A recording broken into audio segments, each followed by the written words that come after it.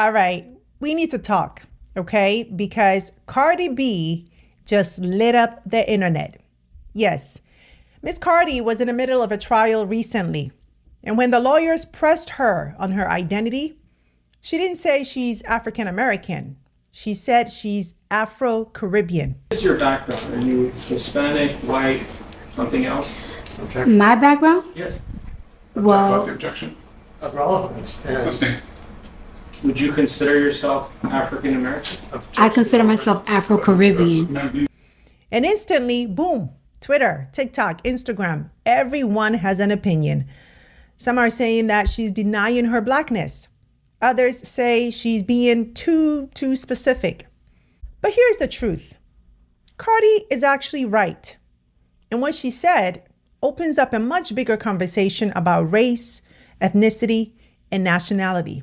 3 words that we throw around all the time, but almost never stop to really unpack.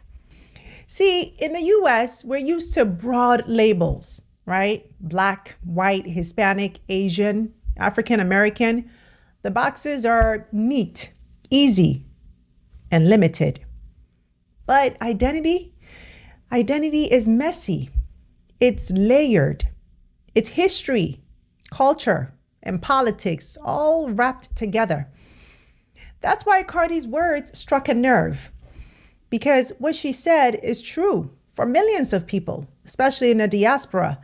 You can be Black by race, Afro-Caribbean by ethnicity, and American by nationality, or American and something else if you're a dual citizen, right? Those things can all be true at the same time.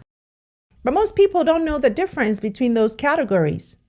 And that's where the debate gets real. Hello, good people. The former president of the United States of America, Barack Obama, just had the most straightforward or candid interview with the NBA stars Matt Barnes and Steven Jackson. A conversation that was just to be about basketball took a very unexpected turn, and Barack found himself touching on race, identity, the struggle that he has had for so long to prove that he is Black enough. He also touched on his beautiful trip that he had to take to his village in Kenya with his wife, Michelle Obama. And what really stood out in this conversation is that identity is mostly shaped by history, where one comes from.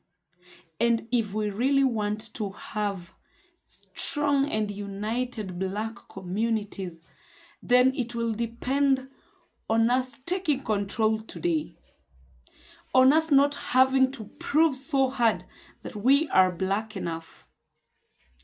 And we can get into some videos to just get a better understanding of what people have had to go through to prove at this point that they are Black enough, because maybe they are lighter,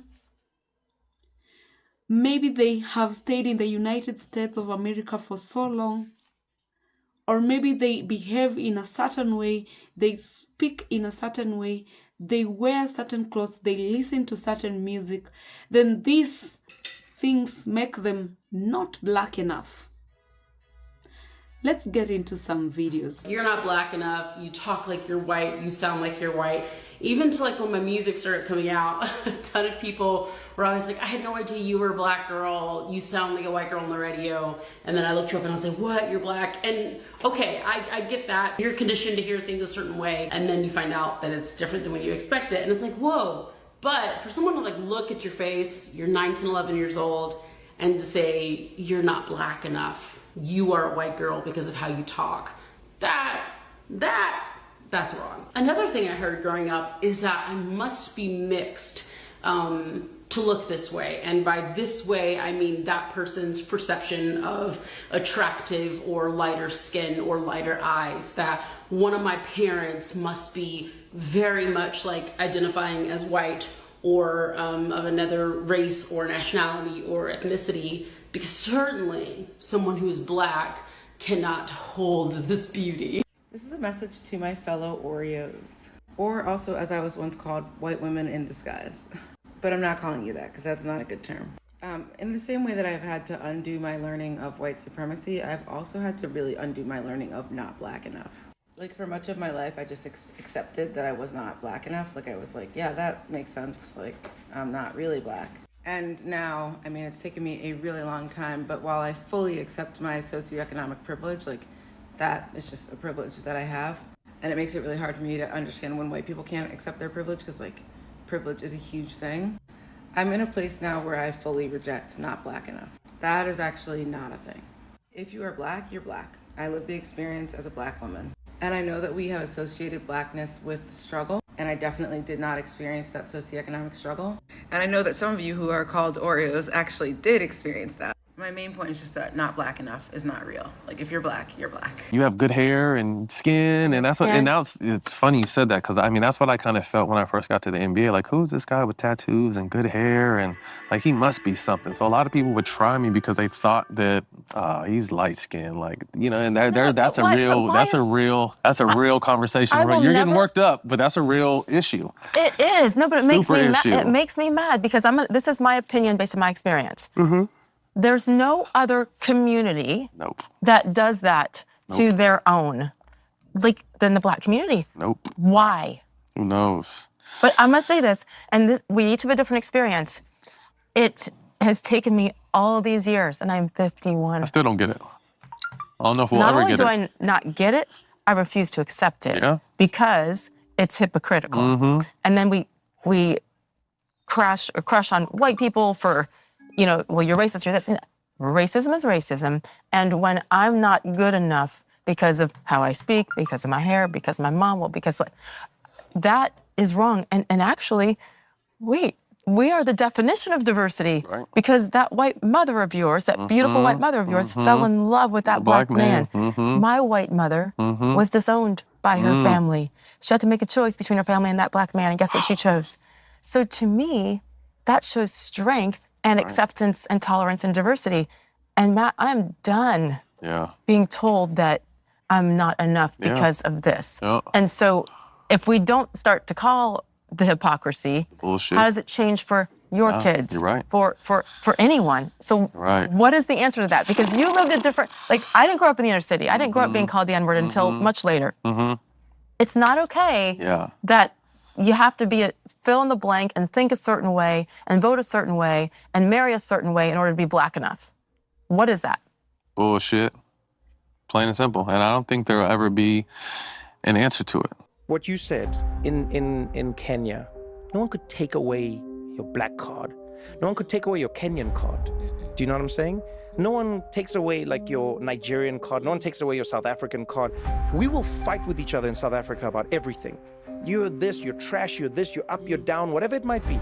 But no one will say, you're not South African. Yeah. And listening to you, I can't help but think about, like, how America has unfortunately created this system where people's belonging can be, like, taken away and then given back and then and on different levels. You look at African Americans, it was, you're not American. Okay, you are American, and then now you complain, then you're not American. Oh, you're not American. And then you're not American, and no, you're not. And then it's like, okay, you're not. No, you know, how black are you? You know, and it gets taken, and it gets given, and then now it's almost extended to everyone. How dare you complain about this country? You're not American. Maybe you need to go to another. And it's powerful to hear you saying how much peace and confidence it gives you, knowing that you're here regardless of, like, your actions, your successes, your contributions. Your mom saying to you, hey, just, you have a roof, you have people who love you. Mm-hmm. Imagine the power that would have, like, when a country would say that, hey, yeah, you don't agree with this, you're still American. Yeah, you're enough. You're enough. That is such a powerful thing. I want every white person in this room who would be happy to be treated as this society in general treats our citizens, our black citizens. If you, as a white person, would be happy to receive the same treatment that our black citizens do in this society, please stand. You didn't understand the directions. If you white folks want to be treated the way blacks are in this society, stand. Nobody's standing here. That says very plainly that you know what's happening. You know you don't want it for you.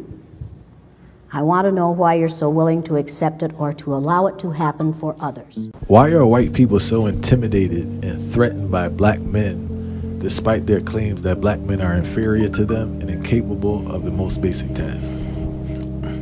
Well, there's an easy answer to that question. They know black men are superior to them. Put us on any playing field, be it physics or football, and we will win. Give us the same opportunities, and we will win. Because we come from a history of not trying to destroy and dominate the world, and you come from a history of trying to destroy and dominate the world, and that has become the culture of the white community, you know? So you go into your medicine, and your first open heart surgery as a black man, your first separating of Siamese twins as a black man, the creator that eventually produces your first artificial heart is a black man. You can just go on and on. A black janitor at Johns Hancock, all right, teaches your best surgeon, the janitor, who never went to med school. Give me a break. You got a TV set because of a black man. You got a cell phone because of a black man. You got a touchstone because of a black woman. You got the video game because of a black man. You've got the internet because of a brother from Ghana, Nigeria or Ghana, I think the brother's from. You got when we send messages on the computer. You know, like I'm gonna text you, what do you call it? Email. You have the email because of a black Indian man. And it's just going, all of the technology that you're using was created for your corporations by African peoples. Yeah. All of it. This is the most annoying thing, and I kid you not, this happens to me a lot. Like more than normal. People always ask me where I'm from. Obviously, I proceed and tell them where I'm from. And then they're like, yeah, you don't sound black. What does a nigga sound like then? What is a black person supposed to sound like? Somebody please explain. Because I swear, this always happens to me. And I'm like, do I talk funny? Do I sound weird? I feel like I just be talking like, I just really be talking. I'm just me, you know? Like, I don't know, am I supposed to sound a certain way or what? But it always gets me because I'm like, what is a black person supposed to sound like? Like, I feel like I sound like how I should be sounding. Like, what else am I supposed to be saying to make me more black? Nigga, I'm black. Like, I don't know what else to tell you. Somebody let me know in the comments what a black person is supposed to sound like, because obviously I'm not black. I'm not trying to invalidate biracial people's experience, but I kind of feel like being told that you're not black enough is just kind of the black experience in and of itself. I was only around black people. I didn't know any white people that were not teachers, and I was told that I was not black by family members. I guess there was times I wasn't black enough for the black kids or white enough for the white kids either.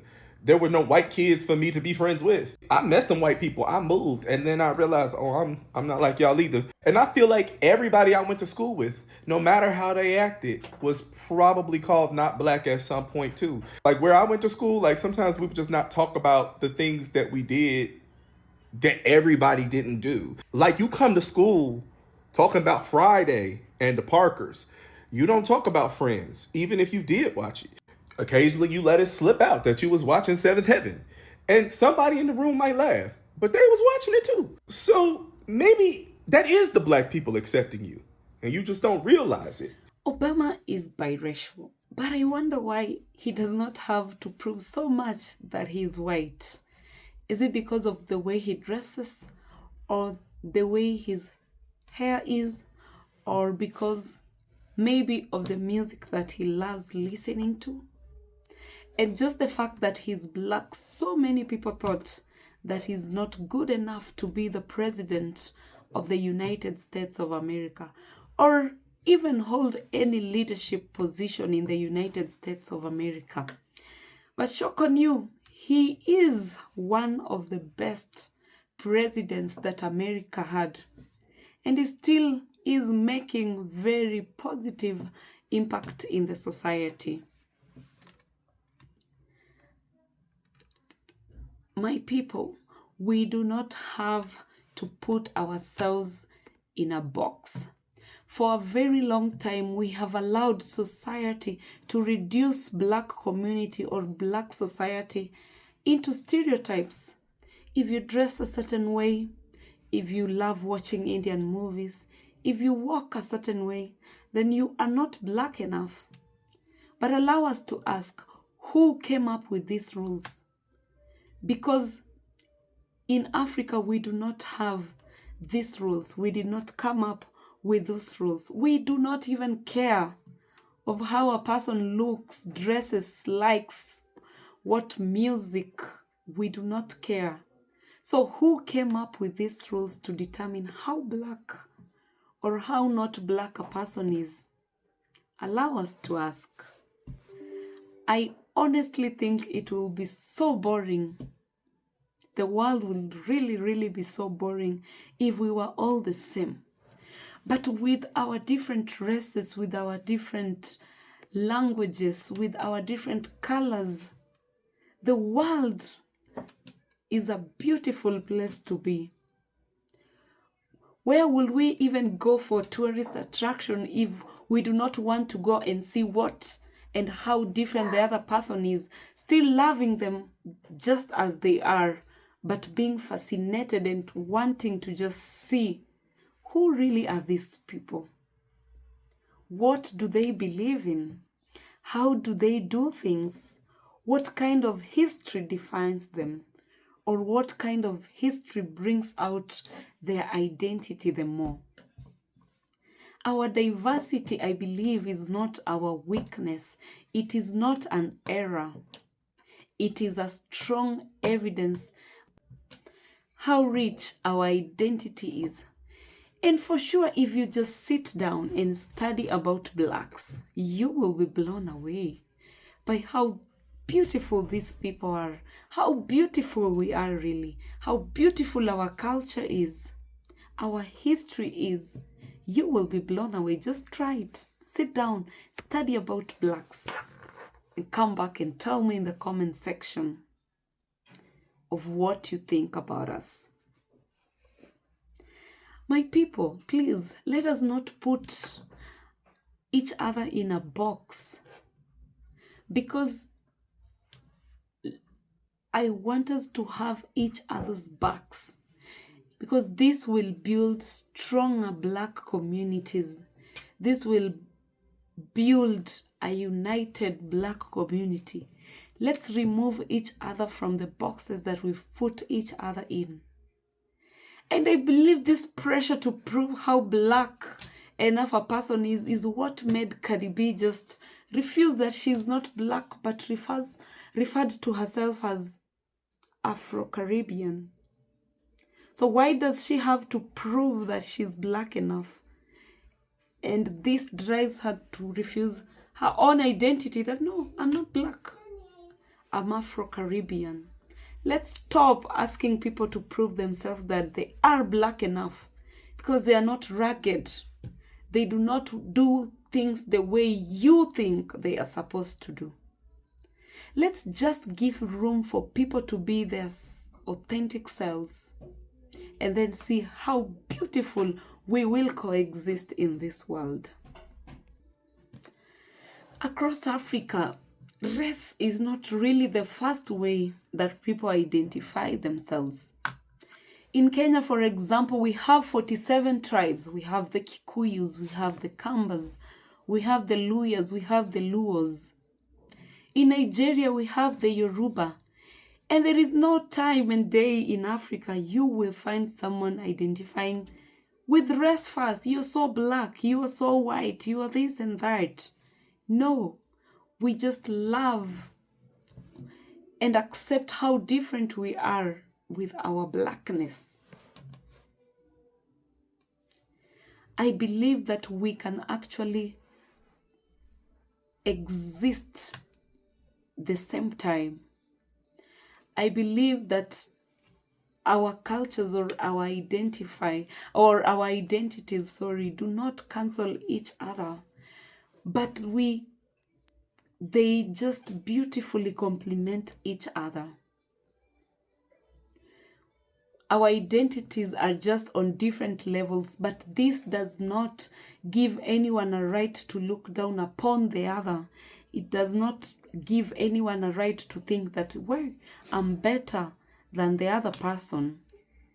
We can beautifully coexist and just live peacefully and happily in this world without you looking down upon the blacks.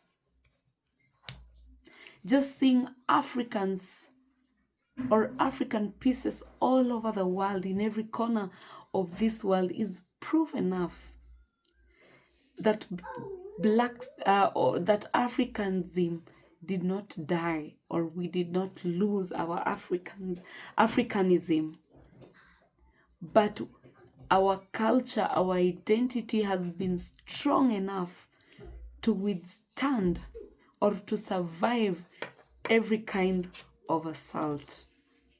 Let's love on each other without looking or checking, are they black enough? Are they black?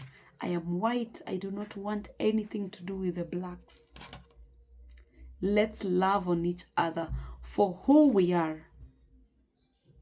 Because if we also decide to not love you as you are, then you will complain. You will not like it. You will not love it. If actually we decided to treat people the way they treat the blacks, there will be chaos. Thank you so much for tuning in again. Thank you so much for liking our videos. If you have not subscribed, then what are you waiting for? Please subscribe to our channel, and if you are a return subscriber, thank you so much. We really appreciate for the love and support. If you're new to this channel, then welcome home. Thank you so much. This is Nancy, and this is Nancy Reacts. Bye for now.